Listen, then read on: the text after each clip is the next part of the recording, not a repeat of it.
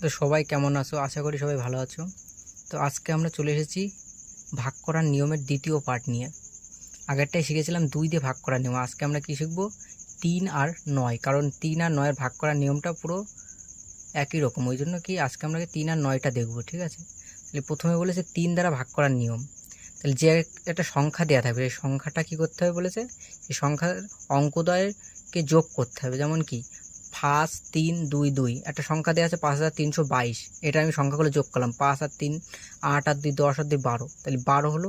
এবার এই যে 12 বেরোলো, এই 12টা কী করতে হবে, যদি 3 দিয়ে ভাগ মিলে যায় তাহলে কী হবে, সেই পুরো সংখ্যাটা 3 দিয়ে ভাগ যাবে। ঠিক আছে, 9-এর নিয়মটাও একই, সেই একইভাবে কী করতে হবে, যে সংখ্যা দেওয়া থাকবে সেগুলো যোগ করে নিতে হবে।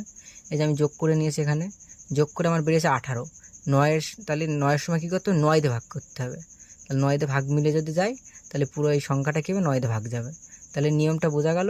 3 দিয়ে ভাগ করার নিয়ম কি, যোগ করে 3 দিয়ে ভাগ গেলে 3 দিয়ে মিলে যাবে, আর যোগ করে 9 দিয়ে ভাগ গেলে 9 দিয়ে মিলিয়ে যাবে। তাহলে 3 আর 9-এর নিয়মটা একই। তো দেখা হচ্ছে আবার নেক্সট ভিডিওতে।